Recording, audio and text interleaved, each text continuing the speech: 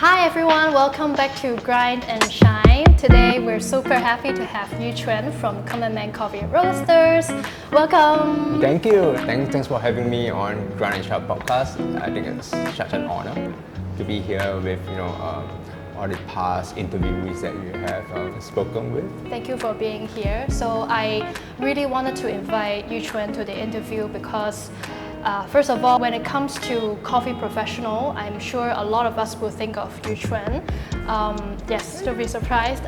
When it comes to knowledge in the world of coffee and also like the dedication and passion, then I would think of Youquan as a really good barista in the coffee industry. And also because since the Nationals, I knew that you participate 2 times in the National Brewers Cup.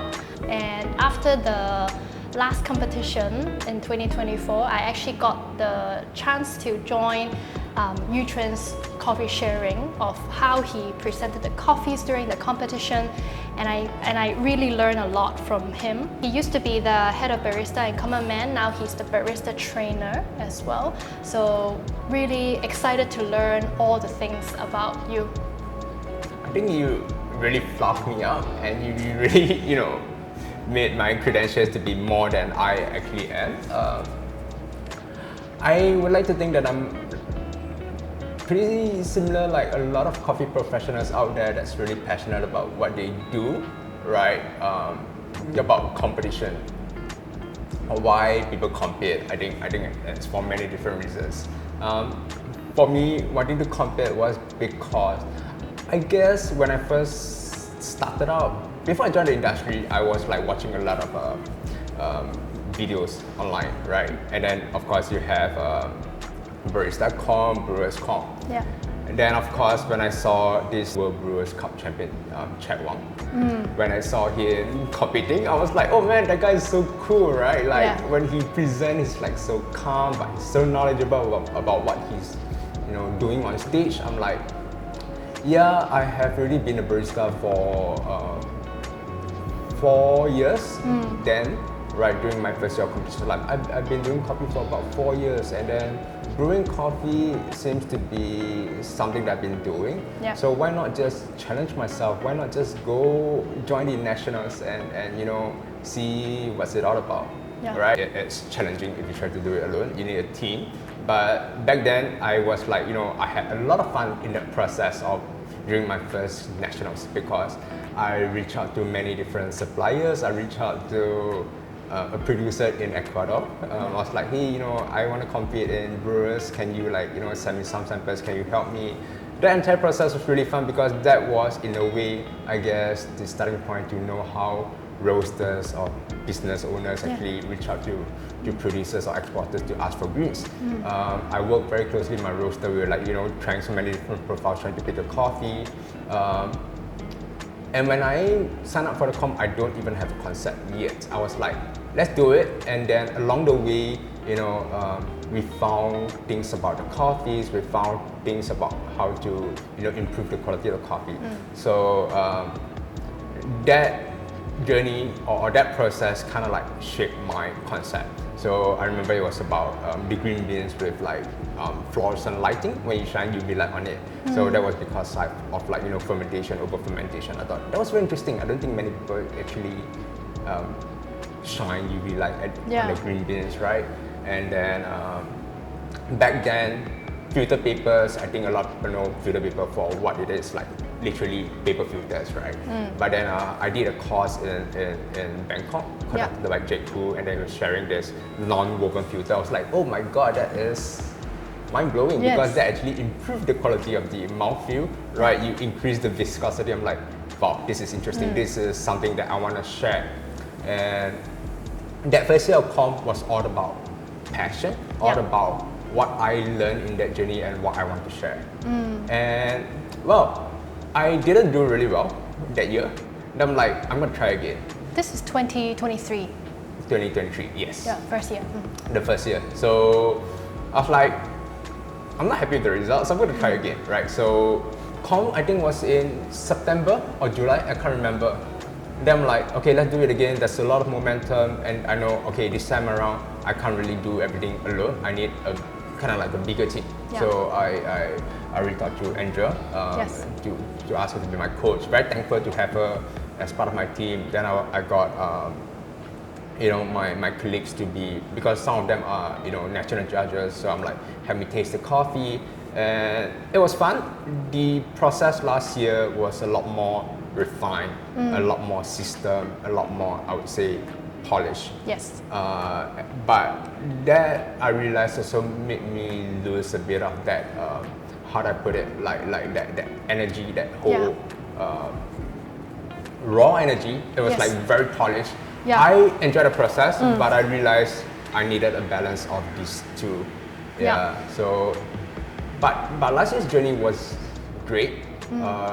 There was a lot for me to take away because Andrea taught me a lot about systems in coffee brewing, how to approach brewing, how to make the best out of a given coffee, which is compulsory. I know compulsory is important, but I guess I was too prejudiced against that format of compulsory. It's like, okay, the coffee is probably not going to be good. So I didn't really think about how I can maximize its potential. Yes. Yeah, so last year I realized, okay, that was where I fell short, and that is where me as a professional, I have to Would work you mind on. to share what compulsory means to our listeners who may not be in the industry? Yeah, so for the Brewers Cup competition, there's actually two service or two formats. So the first one is the open service. That's the one where you see the competitor going out 10 minutes, sharing about their routine, sharing what a coffee is, why they have chosen that coffee, how they're brewing it, and giving the flavor descriptors to the three sensory judges. So that's the glamour that everybody will see, and that's the 10 minutes of time for the competitor. Yeah. The compulsory service, on the other hand, is you'll be given 350 grams of green coffee that was roasted within a week. So you have no information about its origin varietal, but it's a wash process, it's within a rose color. That is the challenge where a lot of competitors will struggle, because during that 45 minutes, you are under a lot of stress, so you may not be tasting as well, right? So this is where you may make mistakes, and then of course you have the nerves that affect you as well. You may think that this is what I'm gonna do, but then you end up doing something else which may not lead to the ideal result. Yeah. And then there's also the thing about consistency. How do you actually ensure that you get 3 consistent cups, because that is something that the head judge will consider during the scoring. That's indeed very challenging because the coffee is already preset. You cannot choose the coffee, so you can only make use of your 5 senses to make the best 3 coffees on the spot, right? Yeah. Thank you for the very detailed answer. When it comes to competitions, will you think for a few months before you sign up? Or it's more like, okay, you know what, I'm gonna sign up, I'm not gonna overthink, and I will do this to the best of my ability. Yeah. I think every competitor will have a different approach. For me, it was more like, I really want to be on stage. I just want to be like the professionals that I've seen on videos. I'm like, just do it, right? Because I also know a lot of friends who shared me like, if you want to join a competition, you will never be ready, right? So if you think about it, then the more you hesitate, then nationals will be over. You gotta wait for the next year. Yeah. So the best way is to sign up, and then that's when preparation begins, and Yes. that is when you know what you need to do. And as you draw closer to the competition date, then okay, I gotta what do you call it, like shift up the gears, and then you need to do more things. And as I was sharing earlier, this is when you really need a team, because everyone's your team members will be there to tell you, okay, this is what your logistics, I'm gonna cover that for you. Because as a competitor, if you go in as a one-man show, that's too much to take in, right? Yeah. You cannot commit 100% to what you need to do on stage. But of course, there are some competitors who are amazing. Like they just go in alone and they just perform really well. But that's another whole new level. Yeah. Huge respect to these competitors. In terms of the preparation, how would you balance? As you said, last year maybe like too polished, but it's a good thing that there's a lot of systems coming into place, and it's perhaps also better than the year before when you competed. So how can you balance the authenticity in the competition to have your own characters while also having a lot of systems in place? Like, Do you have some insights to share with us? Sure. I think system will be your foundation, right? You can go in with a lot of raw energy, but if you do not have a system, then things can go wrong, right? But to compete, you cannot just go in and just memorize the script and go in and just repeat the routine. You still need to have that passion. You still need to have that energy, so that when you go on stage, it's not really about memorization. For me, both comps, even though last year I felt that it was very polished, I still enjoyed my time, right? It was really going on stage, and then that 10 minutes is yours for you to share what you have done for the past 6-7 months, or maybe up to a year for some competitors. You go out there and like, hey, this is my time, and I'm really happy to be here, and this is what I'll share with you. Having a system means that you know what you need to do leading up to the competitions. You check, all this checklist. When I first joined back in 2023, there wasn't a compulsory brewer or dripper, so you could use anything. So I think that is when most of the competitors were very comfortable with what they had. Last year they had a compulsory dripper, which was the high switch. So this is where I guess there's one more variable. Do you want to use this immersion, or do you want to use a drip, right? So competitors start to think, and a lot of competitors I know, they were trying to find drippers because you had to get 3 sets of it to brew, or more than that if you want to have a quicker turnover, so you have more brews going in. But that was learning point for me. I know I needed to be familiar with more drippers, their characteristics, how to work with different drippers, and how to improve the coffee, and not dismiss it as, oh, this coffee is not going to be good, I'm not going to brew it. So now if we go to the soft side of things, right? Behind the scenes. Don't cry. So it's like, I think 7 months of time of preparation, a lot of competitors pour their hearts, pour their minds, and a lot of them can only practice after their shift at work, which is like a full-time job. So how do you keep sane, or how do you still have the energy to do all these things? Or is there a moment that you feel frustrated, or some vulnerable moments? I think for sure, right? Because as much as my team gave me the support, at the end of the day, it's still a pretty lonely journey, because sometimes you will be staying up at night, trying to memorize the script, trying to run your routine, trying to make sure that you deliver the best you can. At the end of the day, I think it's very important for you to know why you want to do this, right? I'm very thankful. I have my partner who accompanied me, who kind of like helped me buy dinner, right? So I'm very thankful to Mel. There are times where you really think, why am I doing this, right? But I also feel that for me, I am just really, I really love coffee. So that is when I feel, okay, this journey is really tiring, right? Is it worth it?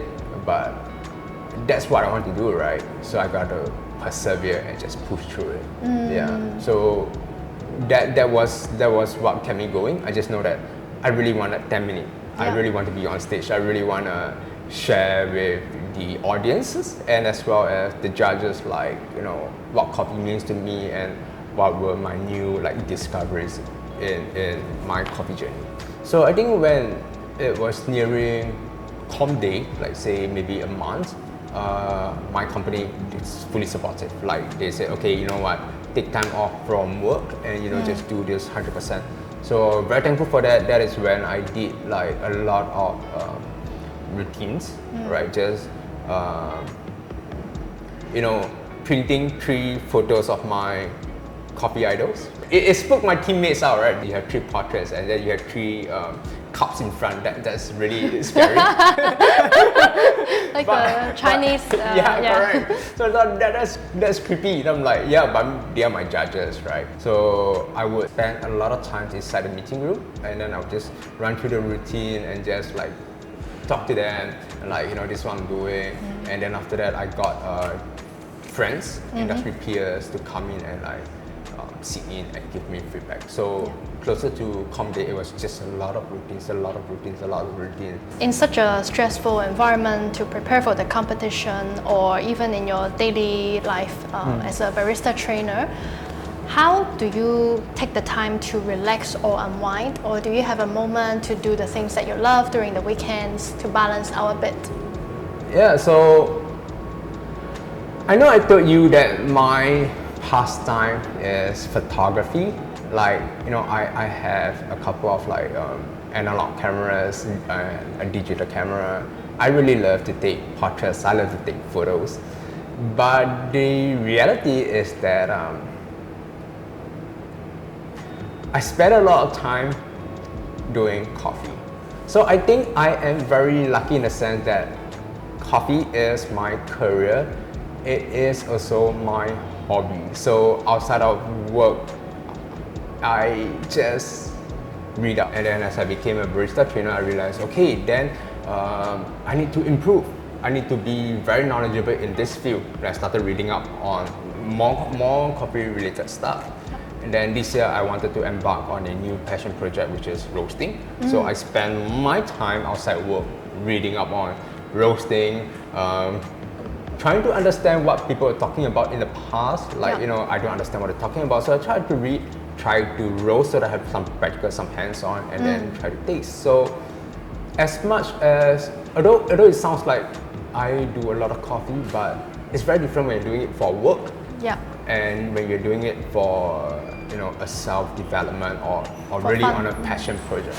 Yeah. So now roasting is your hobby? Yeah. Nice. And it's just something that I'm picking up and something that I have been really, I would say, passionate. Yeah. So sometimes, you know, my friends would be like, yeah, like he's gonna be talking about coffee again. And I can't help it. I am actually I'm an introvert, but it's just that when I am given the space to talk about coffee, I get really enthusiastic. Nice. And that's why I thought I wanted to move from service to become a trainer, because this is where I find that I have that space to really talk about what I love.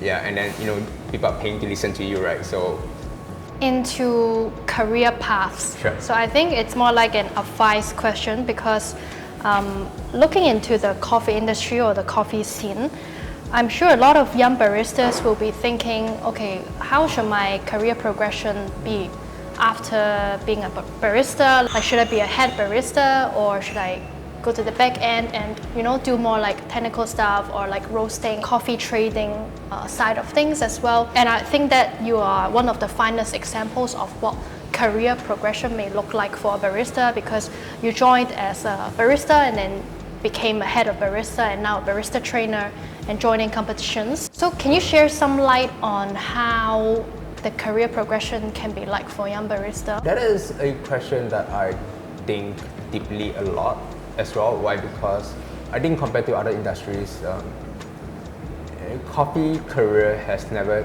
had a very clear-cut, you know, progression pathway. You know that if you join the industry, you're going to be a barista, then it's either become a roaster or you become a business owner, and that's about it.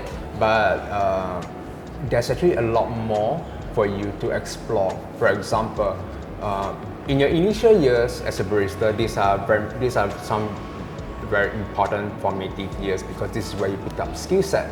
I come across a lot of you know, newer baristas, and they say that, oh, it's been a year or two since I joined the company, and it's really boring, and there's nothing else to learn. And I beg to differ, because this is the time where you think you know it all, but there's a lot more that you don't know. So yeah, maybe your workflow is really good, but are you sure you know how to prepare coffee consistently? Are you able to, say, dial in a coffee within, you know, 1 or 2 tries? Are you very familiar with the equipment that's presented to you? And I think more often than not, I think that's a hot take, more often than not, maybe they can't do that, right? Yeah. So choose an area where you want to specialize in and just go deeper into it, right? And then of course, maybe 3-4 years or 5 years as a barista, what's next? Then of course, one, you can join a roastery, all right? But a lot of time people think that, oh, if you join a roastery, you're gonna be learning how to roast. But the reality is that you're gonna start from scratch because it's a different path, Yes. right? So it's not a lateral progression. It's actually going to another path, and then you have to climb upwards. So you're gonna be a production assistant before you become a junior roaster. It's just like how you join a cafe, maybe you don't become a barista, you become a service crew before you become a barista. And I think these are very important because you learn system, you know how the whole system works, and then this is where as you progress, you know how to refine the system. I think that's so important. So for me, I am very lucky because I work in Common Man Coffee Roasters, a big company. I had the opportunity to be a head barista, and then I changed, or rather I moved into the wholesale side of things, become a trainer. And then from there, I also know that a lot of people can, right? One, I think there's some companies that are like, for example, looking for trainers as well, smaller. There are also people that become so specialized in what they do, Yes. and they become consultants, right? And of course, if you want to be a green trader, you can't just say, oh, I just want to go there and just taste coffee. You've got to know all the different green coffees. Yeah, so I think people think that coffee is just brewing, but there's a lot of theory behind each field, what you really want to do. Yeah. So into the last question of today, about HiddenNote, which is the theme of our season as well. So HiddenNote means any unforgettable stories or moments or like touching scenarios that stayed with you for a very long time or even until now. So top of your head, any things that you can share with us? I would think that what propelled me to do coffee, there's this one guy that I always tell him, hey, I'm so grateful to you. That is actually Josh from Glass House. So Josh, back then he was still working in Common Man Coffee Roasters, and I was just doing interior design. And then I came to one of the public sharing hosted by the team, the Common Man team. And I'm like, hey, he saw me looking at the retail bins, and I told him that I actually want to make a career switch. And then he told me, hey, don't just quit your full-time job, do part-time, see whether this is for you, right? So I did.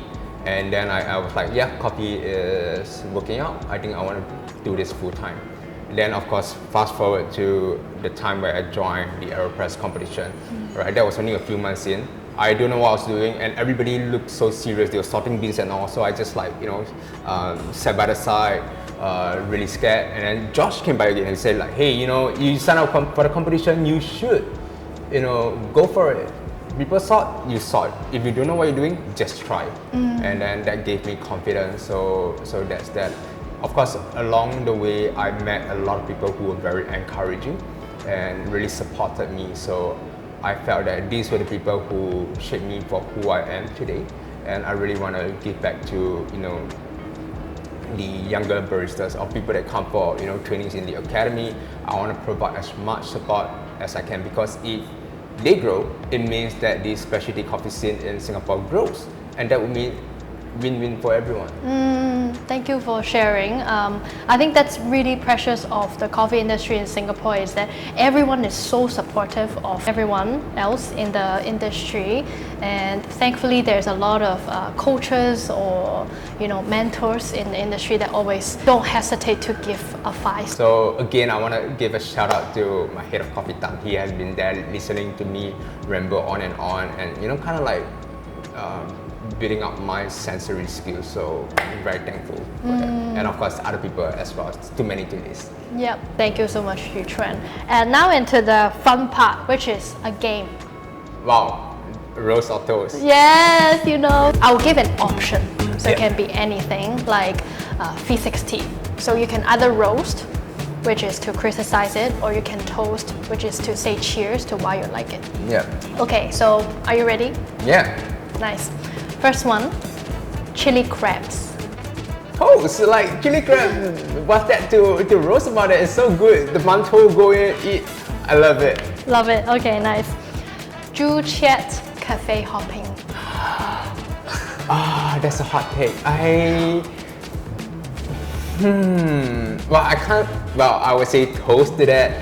Why? Because some of my favorite cafes are there, right? Well, I think it's so good because if you have a lot of different coffee shops around, that means people would travel to that area, people will be exposed to more, roasters, I guess, or more brands. So I would post to that. Yeah, and then the thing is, unfortunately, you see a lot of shops in Juchet opening, closing, Yes. opening, closing. But I really hope those that do well will stay that way. Got it. Next one, avocado toast. Why are you shocked? Avocado toast, I will toast to it. Why? I think it's such a popular item. I'm thinking from a business or cafe operator point of view, it's a money maker. Yeah. It's easy to make. Yes. It's a classic.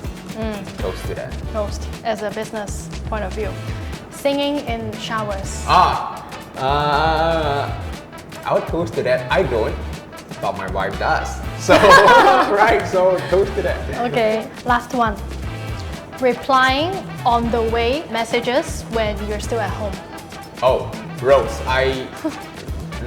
no can do, right? You say you're on the way, but then if you're on the way, it's like 30 minutes later, 1 hour later, I'll be like, I'll be fine if you are still at home, but you tell me that you're gonna be an hour late. Then I can go somewhere else first, and then we can reschedule and say, hey, let's meet elsewhere, right? Rather than you make me wait there for an hour or maybe an hour and a half. Roast. Yeah. Agree. Okay, thank you so much, Youquan. Last but not least, please follow us on Spotify and YouTube Grind and Shine podcast and Instagram as well. Thank you, Youquan, so much. Thanks for having me, Isabel. Thank you so much. Bye. See you guys.